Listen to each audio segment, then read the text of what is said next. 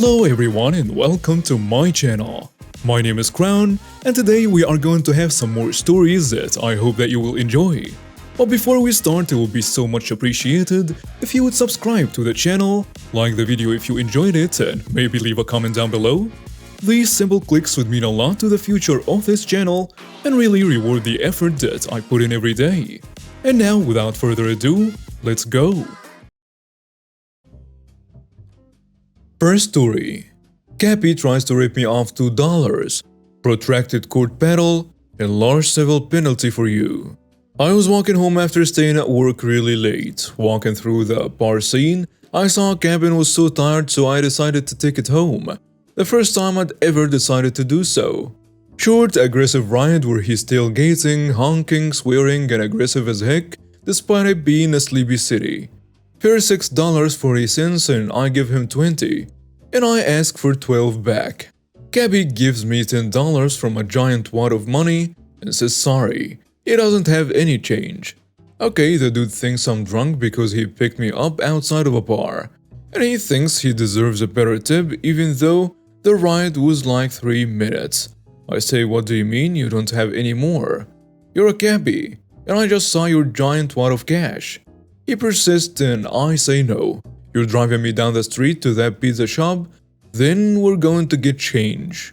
He says he won't, and when I ask, he refuses to give me his name, and then gives me a menacing get the heck out of my cab, looking like he's going to punch me in the face. The dude's definitely a tough guy, and pretty scary.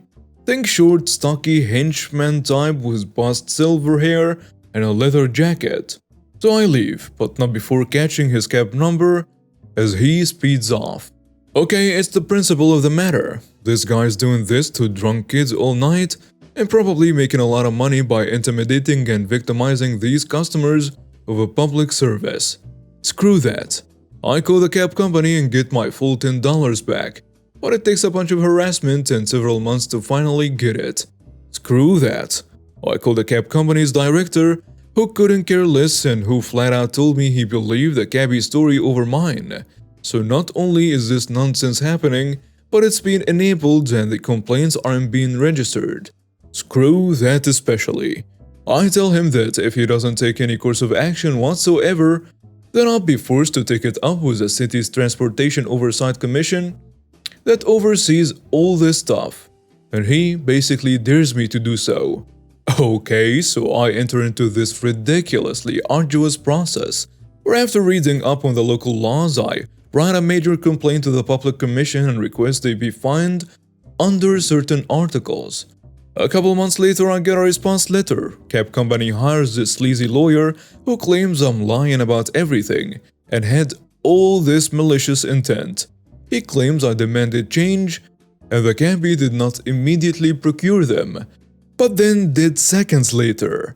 And at that point I was so fuming mad that I just wanted to exact revenge. He calls my character and credibility into question completely. The letter was so amateur and there was so many transparent lies in it that it was both laughable and just sad.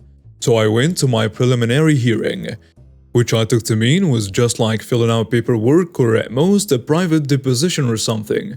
Nope, everyone's there, including the cabbie, the bedraggled secretary who sent my refund, the cab company's director, the sleazy lawyer, a court reporter, and a judge. Ridiculous cheap suits all around for the cab entourage. The in-person sleaziness of the lawyer did not disappoint. Think bad pinstripe suit and pink tie, slicked back hair, and pencil mustache. All resting on a sweaty and anxious big man whose only apparent mode in trial is a combination of snideness and fox suspicion. The cabbie's giving me threatening looks during the whole thing, and I'm frankly a little scared he's going to do something to me afterward. As a bonus, the judge is relatively young, extremely polite, thoughtful, level-headed, and patient. We gave our stories, and the cabbie gives this really terribly acted story of how I intimidated him into getting more change, become furious, and so on. But he can't even keep his facts together and keeps stumbling over his obviously rehearsed lines. Sleazy lawyer tries to poke holes in my very simple and coherent story like it's a Hardy Boys novel. It was dark, you couldn't have seen the denomination of his money. It's the cheesiest thing you ever seen. Meanwhile, I'm trying to cross-examine him while basically learning on the job how to be a hack lawyer at a crappy municipal hearing. And I even take a few jabs at the cabbie for lying on the stand that were met with various objections. You could cut the tension between me and this cabbie with a knife, and I made a lot of awkward mistakes because of that. But overall, it went pretty well. A funny mistake I remember is that the lawyer made some objection, and I put in and said that's not even a good point. And the judge cracked a smile in agreement and then told me I could not be subjective during the hearing. The judge makes a ruling a few months later, noting that the cabbie was clearly not credible, and orders the cab company to pay $1,500 civil penalty to the city for various infractions: fraud, not providing reasonable service, and not identifying himself, if I recall. Sweet, I think. But then months later, the lawyer issues an exception to this ruling, which I did not know could occur at around 9 p.m. the night it's due. The exception brings up all these reasons that they shouldn't be fined. Example, there was precedent for this fine before, and also attacks my credibility once again regarding details of the story, basically threatening to undo the ruling if I didn't respond. I get notice of the filing via email and frantically write up an official response to exceptions, which was required to address these issues. And I submitted just under midnight. Months later, I think a total of 1.5 years since the incident, after several filings and correspondences, that judge examines the new material and rules that the $1,500 fine stands. Got any change now, jerk?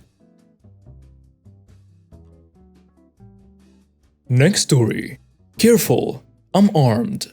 This happened about 1 year ago. Now that all the dust has settled, I can spit it all out. About a year or so ago, my wife and I purchased a third home for rental income. I'm a 6'4" male of Moroccan and Middle Eastern descent. I'm commonly mistaken for Latino or light-skinned African American. This will be an important fact later on. So we were at a Lowe's in Pacoima. To my delight, there was a darker Moroccan kid working behind the paint counter. A very helpful, nice, respectful kid, maybe in his early 20s, so my family swings by Lowe's to pick up some stuff to start on a new house. My wife was picking out tiles with my son. I was talking to the kid behind the paint counter. An older Armenian man came up and asked the kid to get something down. And the kid had a line of people, so I told him, "Don't worry, I'm tall enough, I'll grab it." And the guy was very grateful. I walked back to the counter to pick up my order. I began loading it on my cart and boom, there it stood in all its glory. A wild Karen, taking it on the kid who said nothing. And it goes like this. I tell her, "Lady, the line's in the front, but pickup's here." "Oh great, another one of you people work here. Okay, I need you to take this to my car." "Hey kiddo, happy Ramadan, and I'll see you at service." I turn and this sharp pain twings my shoulder. "Lady, watch yourself. Don't do that again. You won't like the outcome." "Listen here, Juan. Load my stuff or I'll get your manager. Now. Lazy border jumpers, I hate these people." "Really, watch yourself, lady. I don't work here, and you just committed the symbol assault." "Okay, I'm sick of you wetbacks. I'm going to get the manager." "You do that, princess." By that time, my wife and kid came. I was loading up the second flatbed. After getting some brushes and rollers, we headed to the cashier. "There he is. He was the one that shoved me. I want him arrested." The store manager turned white. I had given him a speeding ticket and cut him a break the day before because he was late. "Call the cops now. I want him fired and arrested for assault." The store manager tells her, I can't do that." He looked at me and said, "I am so sorry." Karen then realized she had made a mistake. To cover myself, I called my chief and he sent a car out. What? This lazy Mexican jerk won't help me and you say sorry to him?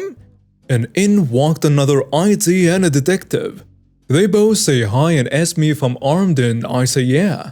They ask me if I'm okay, and I say yeah. They looked at Karen, then asked for the security tape. Everyone is pulled off the store floor and Karen has no idea what's about to happen. I'm not a normal cop. I live in a neighborhood I grew up in. I own property in the neighborhood I grew up in. And I treat everyone with respect. I serve my community and always have been.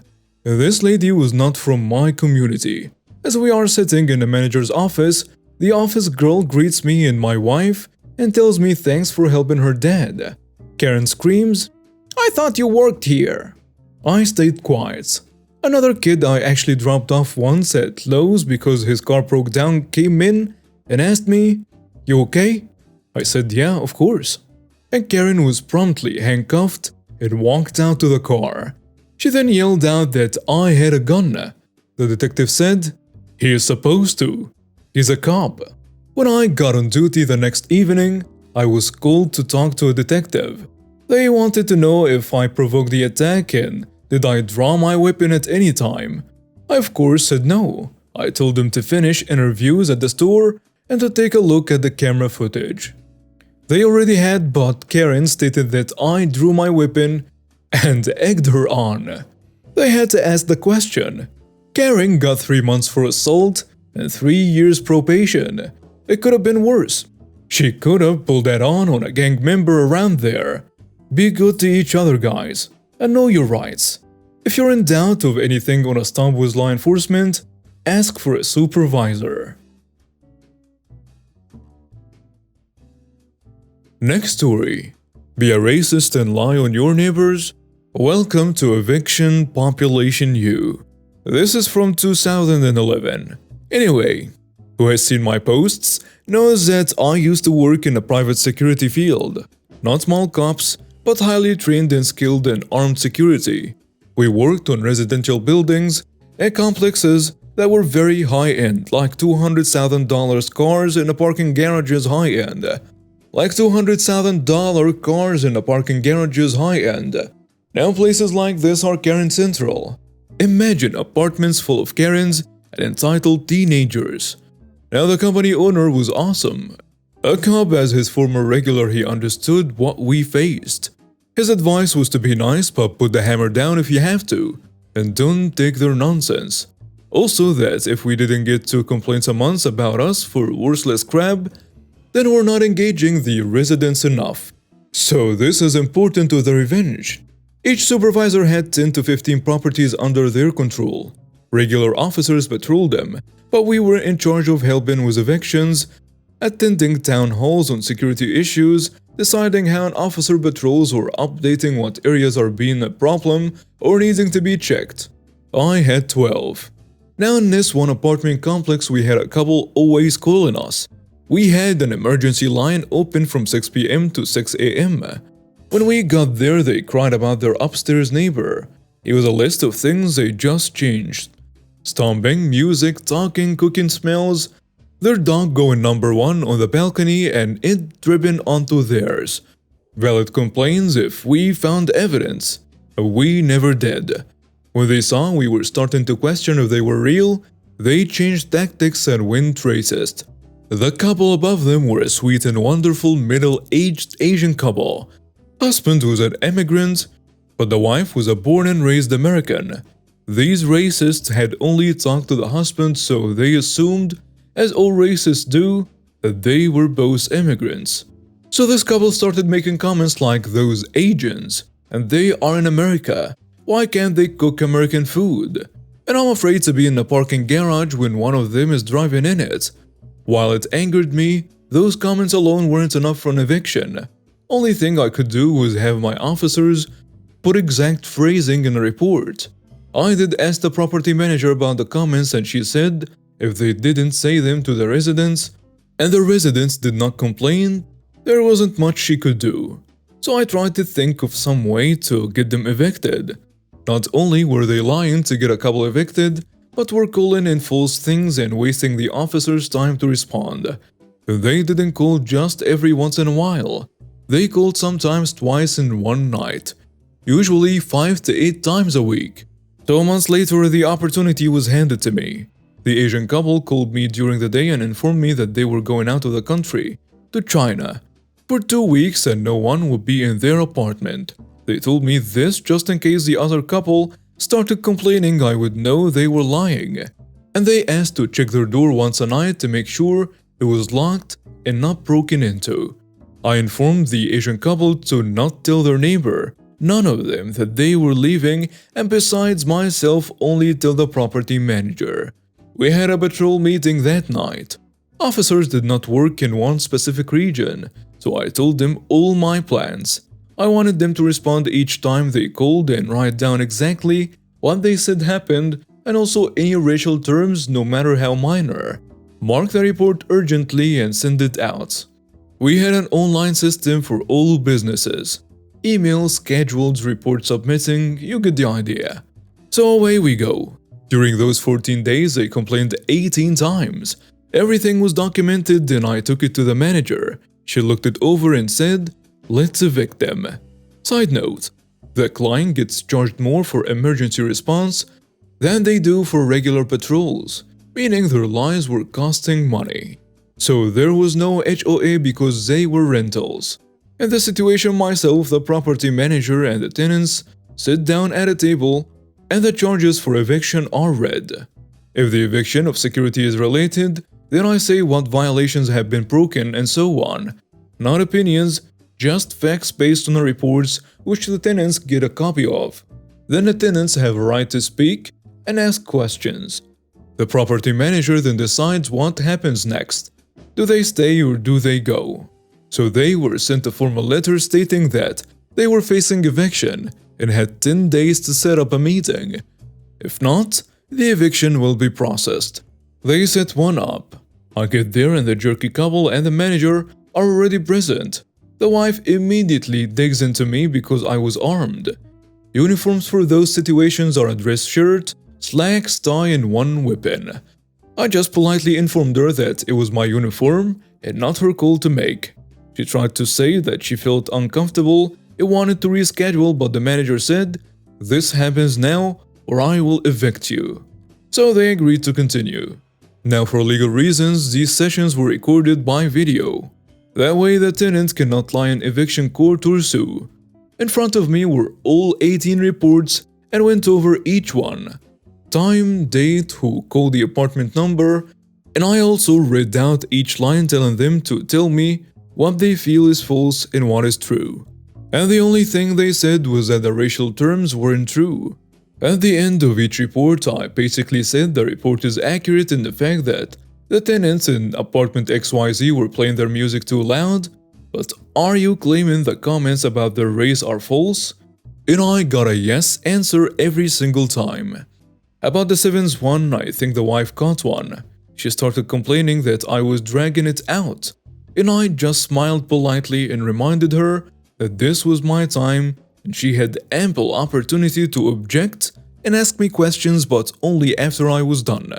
And then I went through the rest and let them build a defense. Then after I was done getting the admit to lies, I informed them that tenants in said apartment were actually out of the country at the time of those 18 reports and that the tenants provided proof that they were gone, and my officer checked the apartment one time a night and confirmed that it was empty. Then I smiled pleasantly and ended my part, but the look on their faces was a mix of anger and fear. They did not have a defense, basically saying myself and the manager were choosing immigrants over Americans. Oh, did I mention the manager is an immigrant? That went over like a hand grenade and a collection plate. Once they said that, she stopped it and told them she was. And that made matters worse because they said she was just taken up for her own kind. During this, I'm calm and collected. Inside my mind, I'm thinking, oh crap. After a few more racial remarks, the manager just stopped him and said guilty, and that she will process the eviction paperwork with the courts in the morning. Long story short, they were given 14 days. From what I heard, the judge gave them 30 until they called them a racial name. I was able to call the nice Asian couple and let them know that it was over, and that they didn't have to worry because we would no longer respond to calls about their apartment for the next 14 days until eviction came through, and the bad tenants left. But they were welcome to call anytime if they needed help or have an issue. Security officers want to help so badly but are limited by either laws, property management rules, or both. So it's nice to do some good. And now we have reached the end of today's stories. Thank you for watching and see you next time.